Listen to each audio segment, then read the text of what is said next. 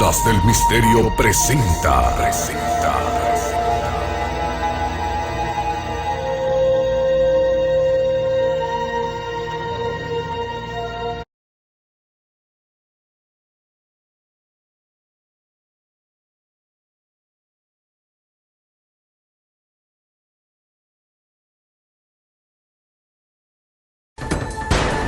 ¿Oculta ovnis el gobierno estadounidense en la base aérea Wright-Patterson de Ohio? Yo diría que se han encontrado decenas de platillos estrellados. ¿Existen documentos desclasificados que demuestren que se transportaron a dicha base restos de naves siniestradas?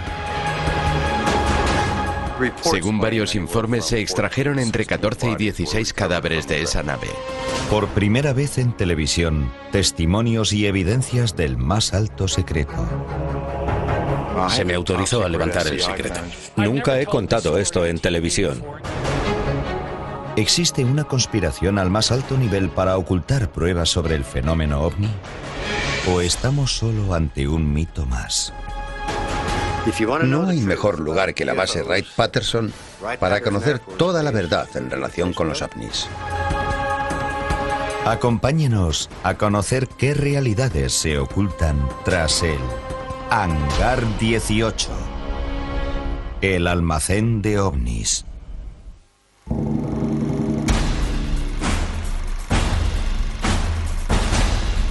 Julio 1947, Roswell, Nuevo México. Restos de una nave desconocida cubren una zona de 1,5 kilómetros de largo y cientos de metros de ancho. El ejército envía al lugar un amplio contingente de soldados. Su misión, proteger y rescatar todo resto hallado en la escena del siniestro. El primer comunicado del ejército describe la nave como un disco volante. El propio ejército desmiente esta primera información y convoca una rueda de prensa anunciando que los restos pertenecen a un globo meteorológico. Pero en opinión de un gran número de ufólogos, mientras se distrae a la prensa con restos supuestamente falsos, los restos auténticos encontrados en Roswell y posiblemente otros materiales son puestos bajo control militar. Habrían sido aerotransportados a casi 2.500 kilómetros de distancia hasta una base militar en Dayton, Ohio, llamada Wright Field. Según la leyenda, el lugar exacto donde se custodiarán esos restos es el hangar número 18 de esta base. Sabemos que ese material se envió a Wright por testimonios de personas presentes en el lugar de envío y en el de destino. Un documento desclasificado del 8 de julio de 1947, días después de la colisión de Roswell, también está vinculado a la base Wright Field. El objeto encontrado se asemeja a un globo meteorológico de gran altitud con reflector de radar, pero la conversación telefónica entre la oficina y Wright Field no confirma ese extremo. Disco y globo se envían en vuelo especial a Wright Field para su examen.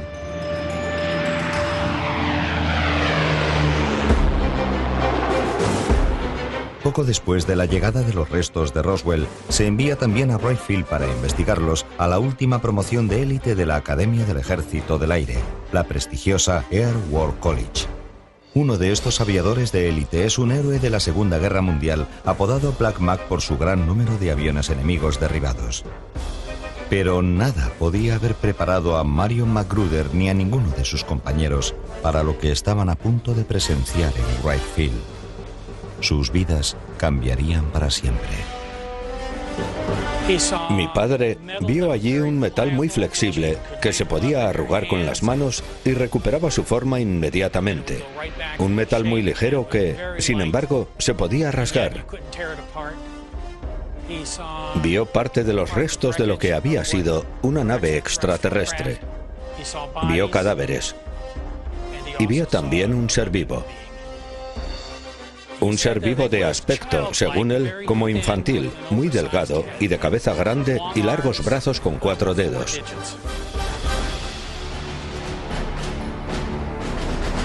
Mi padre dijo textualmente: aunque no de forma deliberada, nosotros matamos a aquel ser.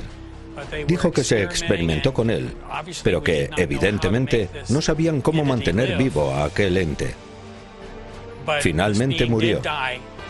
Aunque mi padre fue más allá. Mi padre dijo, lo matamos nosotros. El teniente coronel Marion Magruder y sus compañeros de promoción son obligados a guardar juramento de silencio bajo amenaza de consejo de guerra. Black Mac no desvela nada durante 50 años, ni siquiera a su propia familia. Pero en 1997, viéndose gravemente enfermo, comienza a sincerarse con sus más allegados.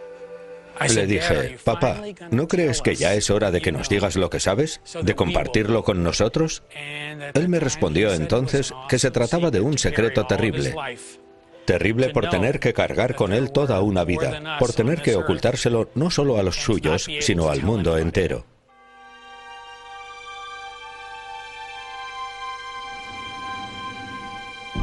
Nunca he contado esto en televisión y me cuesta hacerlo ahora porque quiero mantener la honra de mi padre tan limpia como él la mantuvo siempre.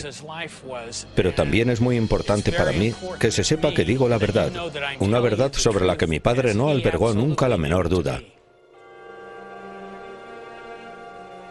Él tan solo quería que sus hijos supiéramos que no estamos solos. No es un testimonio aislado. Durante más de medio siglo han surgido testimonios similares en torno a restos de ovnis, cadáveres de alienígenas y cámaras criogénicas en el misterioso hangar de una base aérea llamada Wright Field y posteriormente, tras sucesivas ampliaciones, base Wright-Patterson. Pero los interrogantes sobre esta base y su legendario hangar siguen abiertos. El hangar 18 es el secreto mejor guardado de la base Wright-Patterson.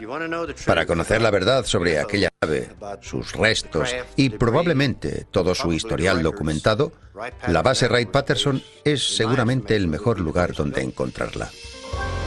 Wright-Patterson, una de las mayores y más importantes bases del ejército estadounidense, podría ser la zona cero de efectos y materiales existentes sobre ovnis. Todas mis fuentes de información lo corroboran. Todo el cuerpo militar que ha trabajado aquí durante todo este periodo les dirán que ese material estaba aquí. Piezas y secciones completas de la nave. E incluso cadáveres fueron traídos hasta aquí. Iban llegando cadáveres con regularidad tras diversas colisiones desde la ocurrida en Roswell.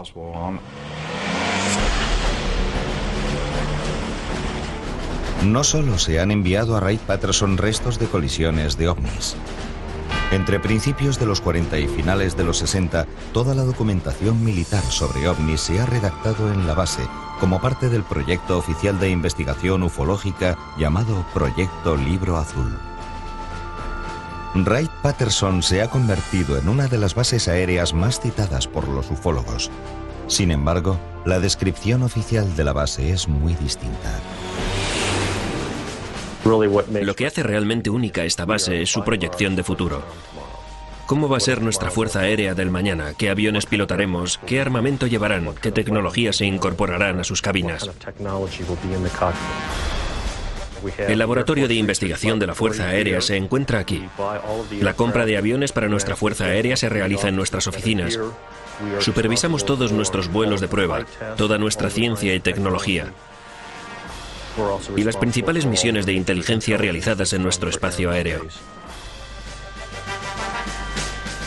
Naturalmente, parte de nuestras investigaciones en lo que respecta al ámbito tecnológico es materia reservada, en beneficio e interés de nuestros soldados y aviadores.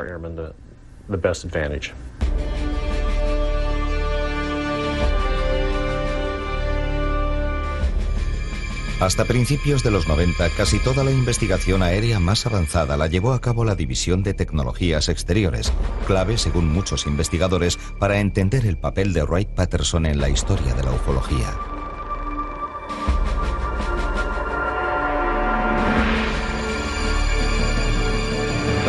La División de Tecnologías Exteriores era el órgano responsable del espionaje técnico y científico aeroespacial, más en concreto de estudiar la capacidad de misiles extranjeros en especial los de la Unión Soviética.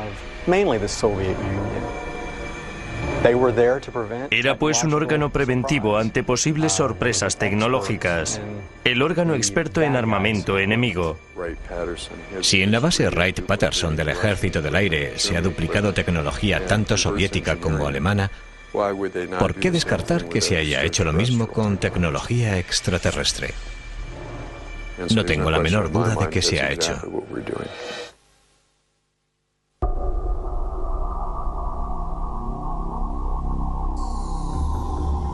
25 de marzo 1948, Aztec, Nuevo México.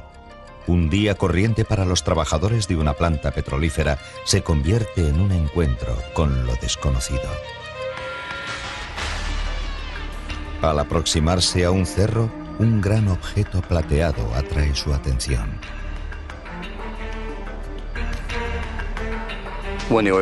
Se encontraron con una especie de disco de unos 30 metros de diámetro. El estado intacto de la nave hace pensar en un aterrizaje más que en una colisión. Los dos testigos con los que yo hablé, Ken Farley y Doug Nolan, dos trabajadores jóvenes entonces, no penetraron en la nave. Su capataz, Bill Ferguson, de los presentes el de mayor edad, gritó a sus hombres que se alejaran del objeto. Salvo una ventanilla rota, no se apreciaban otros desperfectos. Doug Nolan me dijo que vio dos cadáveres a través de la compuerta abierta. Horas después, llegan varios vehículos procedentes supuestamente de Camp Hale, Colorado. El gobierno estadounidense parece enfrentarse a un nuevo caso ovni. Para evitar errores como los de Roswell, se asume el control inmediato de la situación. 9 meses antes, el ejército había dejado que el caso Roswell saltara a las portadas de muchos periódicos. Creo que habían aprendido la lección. Creo que habían perfeccionado sus técnicas de recuperación de naves accidentadas. El secretismo comenzó desde la misma llegada al lugar del ejército. Recordaron a los testigos su deber patriótico de mantener el secreto, obligándoles a prestar juramento de silencio. Entonces, cualquier exigencia en aras de la seguridad nacional se cumplía por respeto y lealtad al gobierno. El ejército quería aquella nave y haría lo que fuese por llevársela de allí.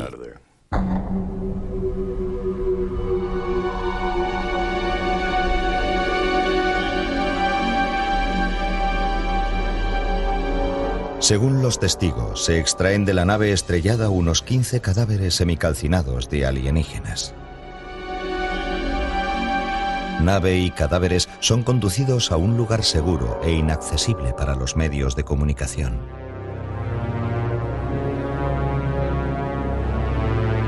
Lo lógico habría sido transportarlo todo a la base más próxima donde poder controlar todos sus accesos, luego a un lugar acorde a lo que se quisiera hacer con el hallazgo, pero el destino último iba a ser invariablemente Wright-Patterson. Es el alto número de cadáveres de alienígenas hallados en Aztec lo que hace de él uno de los casos más señalados de la ufología. Pero los ufólogos vinculan con Wright Field otros muchos casos ovni. Octubre 1947, Paradise Valley, Arizona. Mayo 1953, Kingman, Arizona. Junio 1953, Laredo, Texas. Y diciembre 1965, Kecksburg, Pensilvania, son una mínima parte de muchos supuestos casos similares registrados tan solo en Estados Unidos.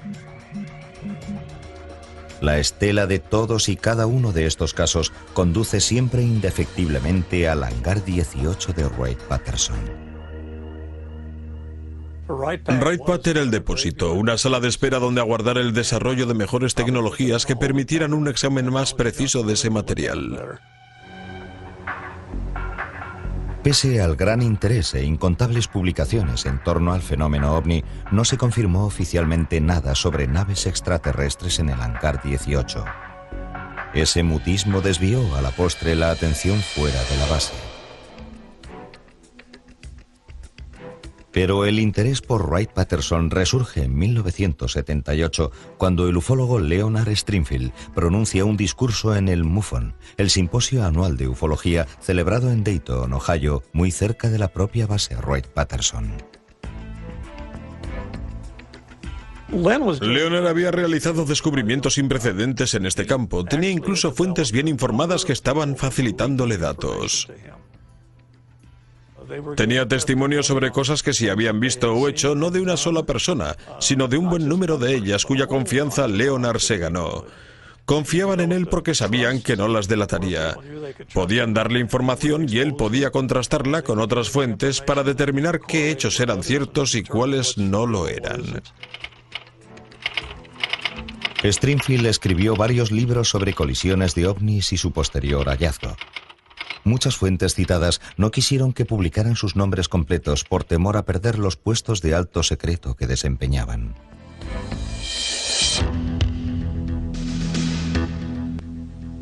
Entre los casos almacenados en el hangar 18 de Wright-Patterson figuraba el de un piloto de la Armada identificado tan solo con las iniciales PJ, quien, junto con varios compañeros, entró fortuitamente en el hangar.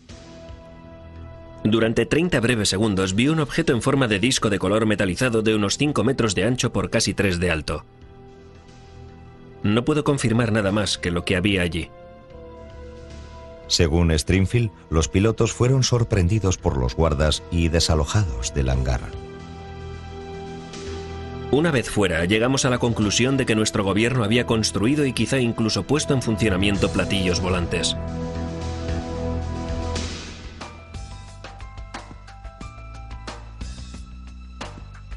A testimonios como este pronto siguieron otros. El ufólogo y detective de la policía de Aberdeen, Washington, James Clarkson, localizó a June Crane, empleada de Wright-Patterson en la era Roswell. June Crane concedió en 1997 una entrevista a James Clarkson, y este ha autorizado su emisión a Canal Historia por primera vez en televisión.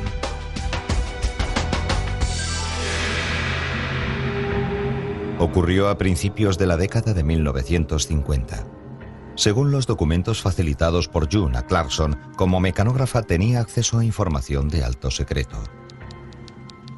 Una tarde, un teniente la sorprendió con un fragmento de un extraño metal. He threw it on my desk, and he says, "June, you're a good wrecker. Tear that thing apart.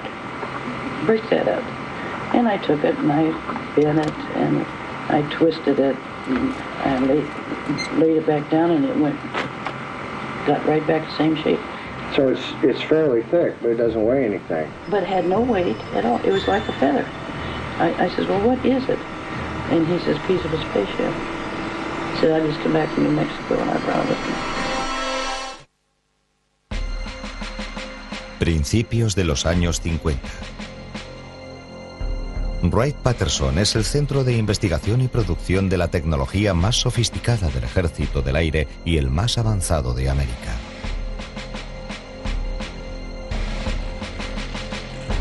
Alberga también el plan para casos de colisiones, que estos documentos describen como concebidos para el estudio de objetos espaciales no estadounidenses o de origen desconocido. Su nombre en clave es Proyecto Polvo Lunar. Todo el material de este proyecto se envía a la División de Tecnologías Exteriores de Wright-Patterson. El proyecto Polvo Lunar consistía esencialmente en recoger basura espacial. Basura espacial caída del cielo.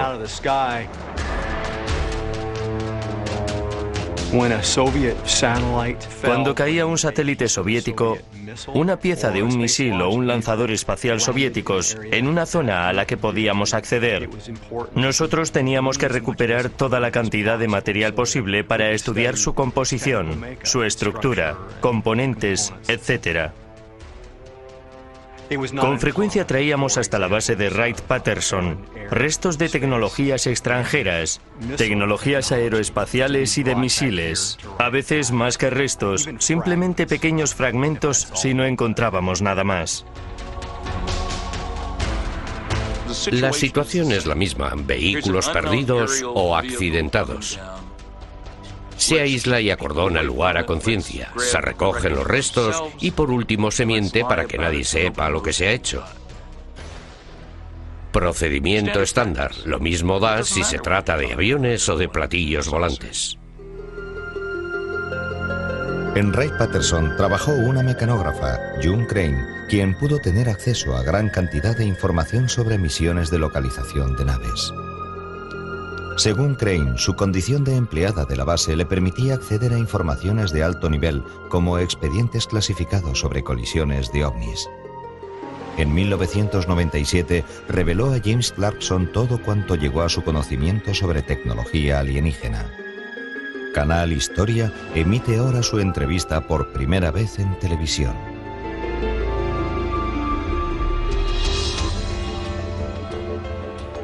There was 3 times that I'm aware of. I won't vouch for the 4th one because I wouldn't. Are these 3 crashes that you heard about while you worked at Wright-Patterson? Well, one was the Roswell, and then there was 2 other ones. So as of 1952, they knew about 3 crashes of vehicles that were probably extraterrestrial. Right.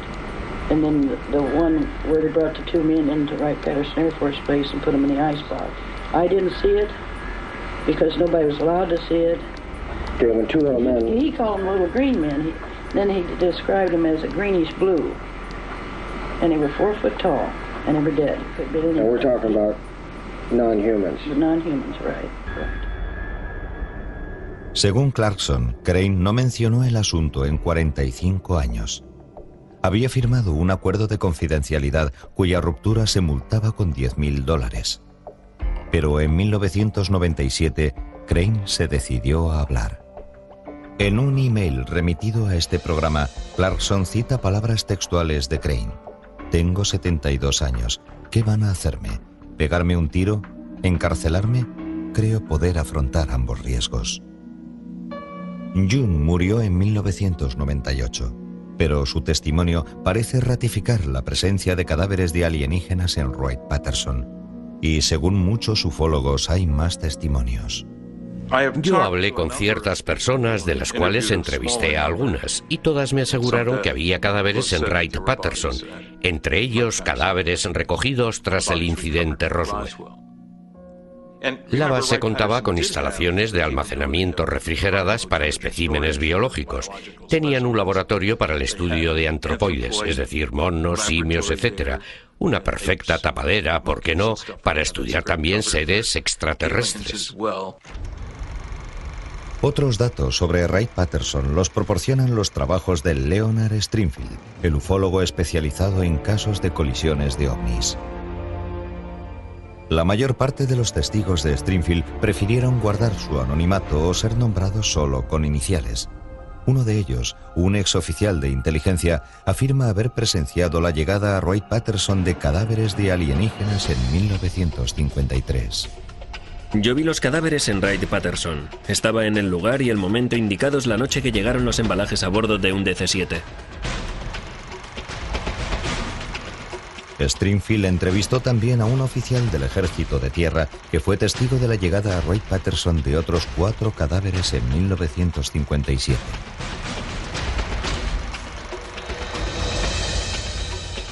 Los cadáveres de unos 160 centímetros cada uno fueron enviados a Wright-Patterson, donde los vimos en cámaras mortuorias subterráneas con temperaturas de unos 50 grados bajo cero para su conservación.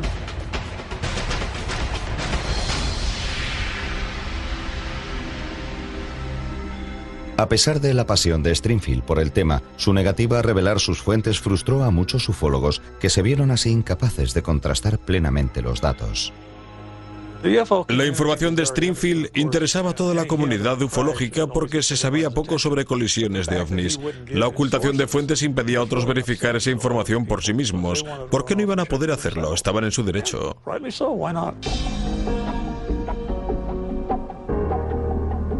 Yo he dicho a muchos colegas que siempre es admirable hablar e investigar sin tapujos, pero no podemos tomar cuanto dice Stringfield como palabra de ley porque hace falta verificación máxima, máximo rigor, algo que a Stringfield a menudo le falta.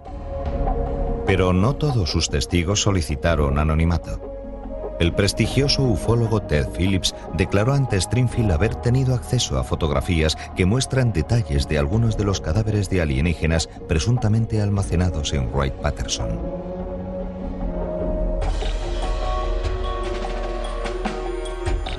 En una mano se ven unos largos y finos apéndices muy similares a dedos. Y entre esos dedos hay una especie de membrana. Yo no había visto nunca algo parecido. Y decidí decírselo a Leonard, que se emocionó muchísimo, porque él había visto lo mismo. Ignoro el origen de esas fotografías, pero son de fuentes fidedignas. Pese a las dispares fuentes de información consultadas por Stringfield, las descripciones de los supuestos alienígenas del hangar 18 coinciden. Las descripciones de los cadáveres apenas difieren. Pequeña estatura, grandes cabezas, brazos bastante largos, más larga la parte superior que la inferior, al revés que nosotros. 4 dedos largos y delgados, perfectos para un violinista, como dijo un testigo.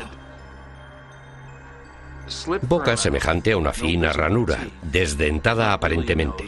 En vez de nariz, 2 pequeños orificios, otros 2 en lugar de orejas, y ojos proporcionalmente mucho más grandes que los nuestros. Seres pequeños de poco más de 1 metro y no verdes, sino grisáceos.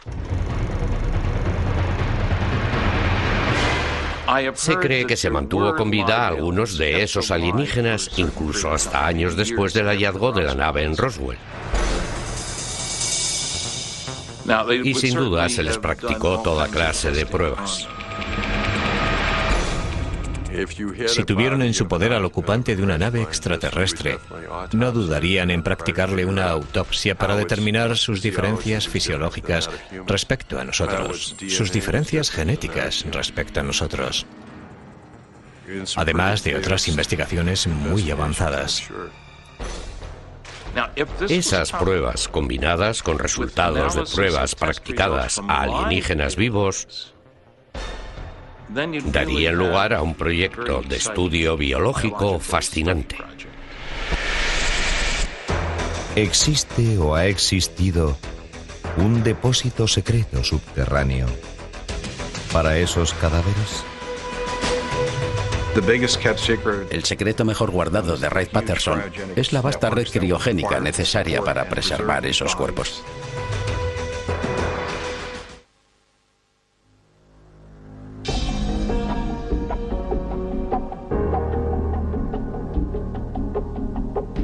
La base Wright-Patterson es un vasto complejo militar. 22.000 personas trabajan en ella según cifras oficiales. Y es sede del Ala Aérea 88, del Centro de Inteligencia Aeroespacial y del Mando de Material Bélico Aéreo.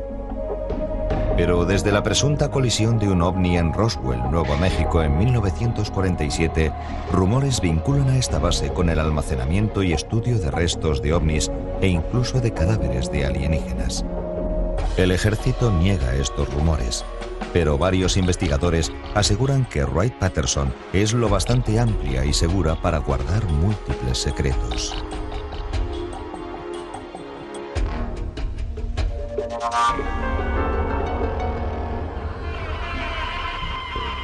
Yo estuve en el ejército 22 años, 6 de ellos en la base aérea Wright-Patterson.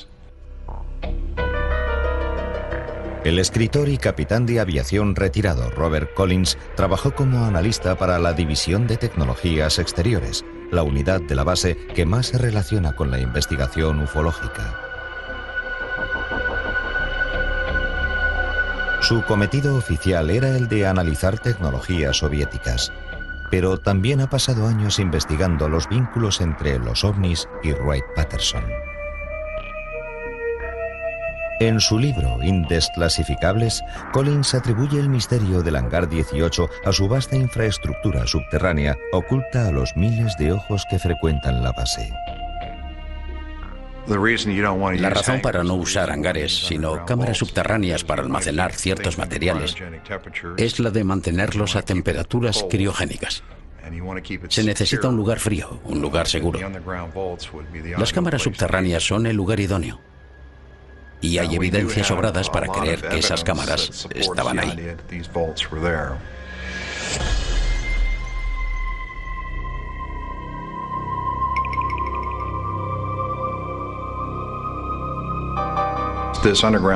Esa estructura subterránea era inmensa.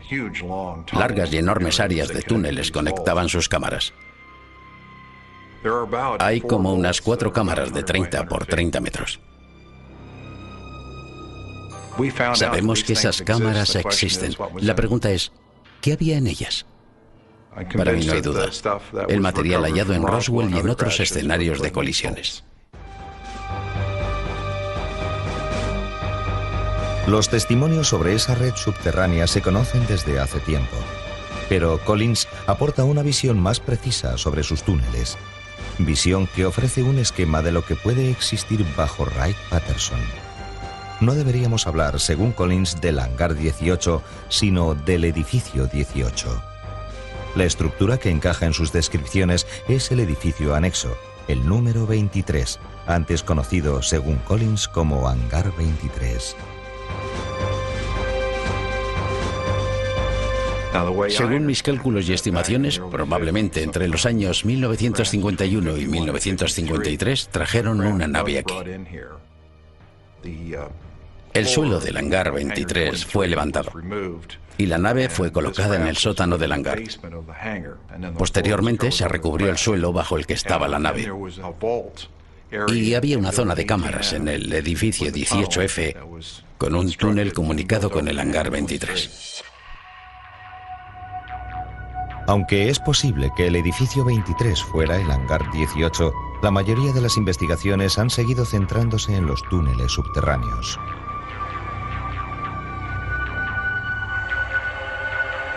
La base aérea Wright-Patterson cuenta con una amplísima red de instalaciones subterráneas, cada una de ellas con una configuración diferente, pero con suficiente profundidad como para crear en ellas un perfecto y remoto laboratorio para el examen de artefactos alienígenas encontrados durante todos estos años. Entrevistando a varios empleados de la Fuerza Aérea con supuesto acceso a las cámaras subterráneas, Collins esperaba confirmar muchos rumores.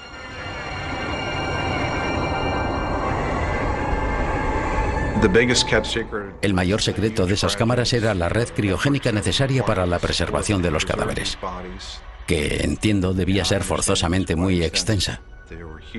Había en ella grandes cilindros de almacenamiento a temperaturas criogénicas, con capacidad para una media docena de alienígenas de baja estatura.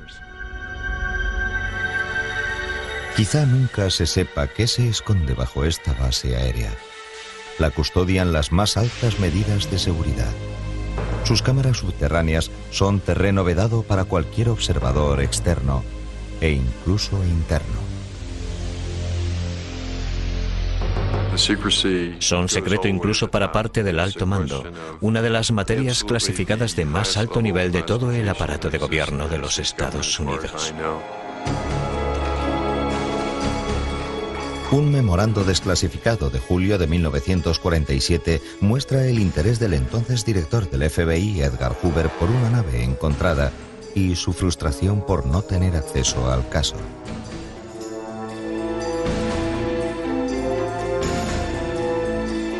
Debemos reclamar pleno acceso a dicho hallazgo, que el ejército no nos permite examinar someramente siquiera.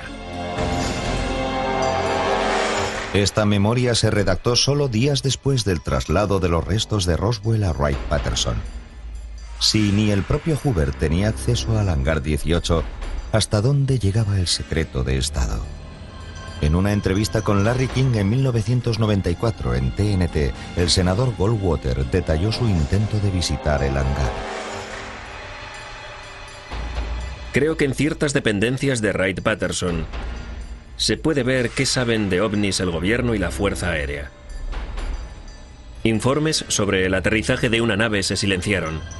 Le dije al general LMI, sé que hay un lugar en Wright-Patterson donde guardan ese material secreto. ¿Puedo entrar en él? Nunca le había visto enfadarse, pero esa vez se enfadó y mucho. Me atajó en seco diciéndome, jamás vuelva a preguntarme eso. Ignoramos qué ocultan. ¿Documentos solamente? ¿Especímenes? ¿Restos? Nadie lo sabe. Pero desde las declaraciones del senador Goldwater, prácticamente nadie duda ya que es un caso real.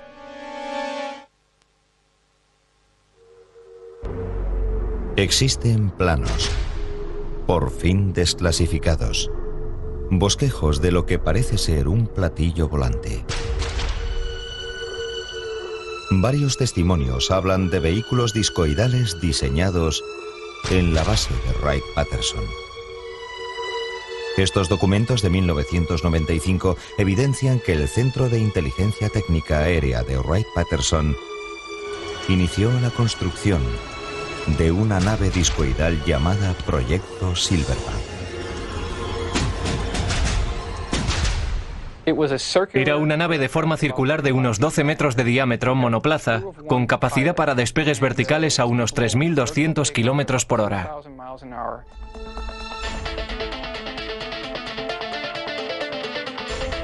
Hay quienes juran que la nave Silverback llegó a volar, aunque la mayoría cree que probablemente solo existieron sus planos.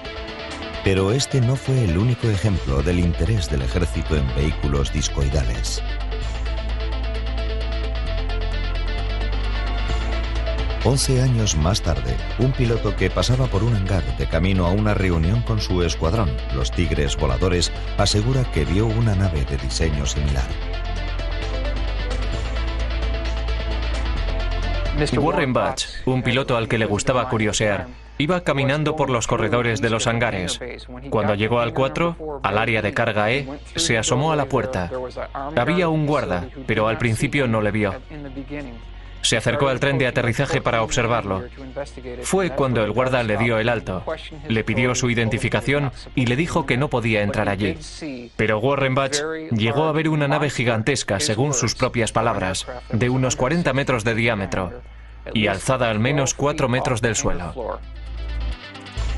Aunque el nombre de esa nave nunca llegará a revelarse, parece obvio que el ejército estaba interesado en vehículos de una apariencia similar a esta.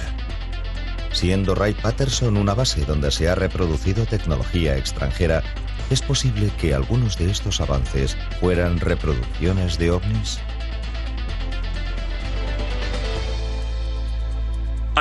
Yo creo que se ha invertido un gran esfuerzo en el estudio de piezas y componentes de ovnis siniestrados y de los datos instrumentales de seguimiento de naves. Pero dudo que sepamos reconstruir aún esa tecnología totalmente. Me refiero a algo parecido a platillos o naves nodriza. Si le hubieran dado a Colón un presupuesto ilimitado y un submarino nuclear y le hubieran dicho, aquí tienes este presupuesto ilimitado y este submarino nuclear, necesitamos 2 más como este, ¿podría haberlos construido? No. Verano de 1980. Sobre Wright-Patterson, una serie de misteriosas luces surcan el cielo. Según testigos y periodistas, la supuesta nave no se parece a nada que hayan visto hasta entonces. Fue descrito como un objeto moviéndose hacia arriba y hacia abajo, muy luminoso, que a veces se quedaba inmóvil largos lapsos de tiempo. También se dice que desapareció justo sobre Wright-Patterson. Pero para nosotros la prueba concluyente fue la persecución del objeto a cargo de 2 agentes de policía. Lo siguieron hasta Dayton y allí perdieron su rastro, lo cual parece corroborar que el objeto tuvo que aterrizar en la propia base Wright-Patterson.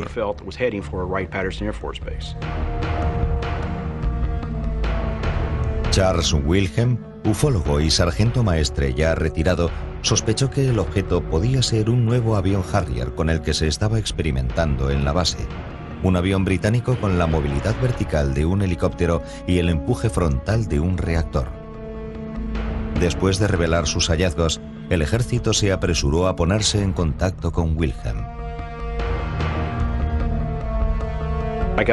Me llamó un oficial de Wright-Patterson que, tras hacerme montones de preguntas, me advirtió de que no comentara nada al respecto, que había hecho bien mi trabajo, pero que lo diera por concluido.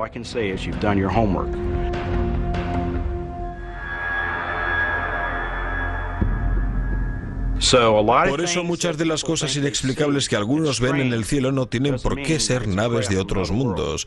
Normalmente son nuestros propios militares ensayando tecnologías cruciales para nuestra defensa. Eso explica el gran secreto que las rodea. Por eso, yo confío en nuestro ejército y lo apoyo incondicionalmente. Este incidente sugiere otras posibilidades sobre las actividades en Wright-Patterson. Quizá tras muchas de las leyendas sobre el Hangar 18 haya proyectos militares de alto secreto.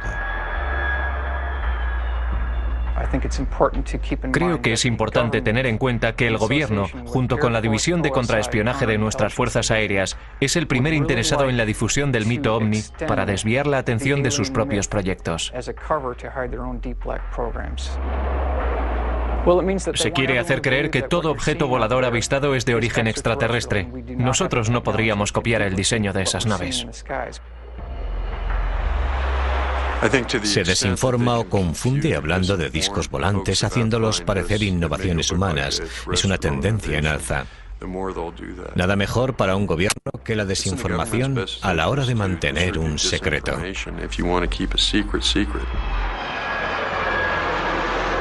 Quizá el debate sobre Wright-Patterson y su Hangar 18 nunca se cierre del todo.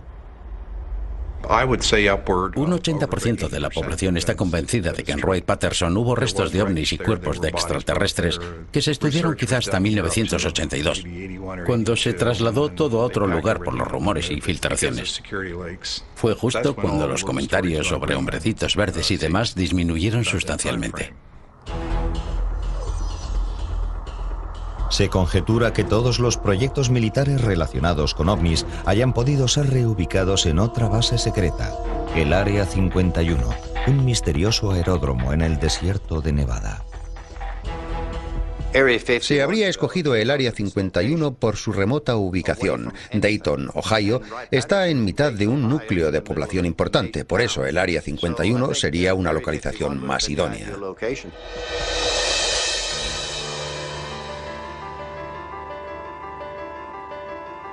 El gobierno rehúsa admitir la existencia de restos de ovnis en su territorio.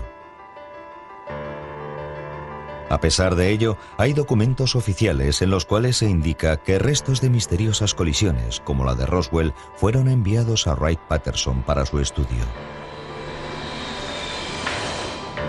Han existido proyectos gubernamentales que han demostrado un reiterado interés por cualquier vehículo espacial localizable. Existen también testimonios según los cuales el gobierno se empeña en silenciar todas estas actividades. Pero, ¿por qué? ¿Cuál es la verdad que se esconde tras la leyenda del Hangar 18? No hay pruebas concluyentes de que tengamos cadáveres de alienígenas. Es pura rumorología y especulación. Como ensoñación romántica resulta sin duda mucho más atrayente, pero lo cierto es que en 60 años no han aparecido pruebas materiales tangibles. Sin duda, existió esa nave de Roswell y también otras naves que cayeron en manos de fuerzas leales a los Estados Unidos. Pero el Hangar 18, tal como lo ha concebido la imaginación popular, es ciencia ficción. Es parte de los rumores que circularon entre la comunidad ufóloga durante más de 35 años. Si uno se encuentra platillos volantes, no se deshace de ellos sin más. O existen en Wright-Patterson o en cualquier instalación subterránea. Pero estén donde estén, se hallan en un almacén bajo control estadounidense. No se han deshecho de ellos.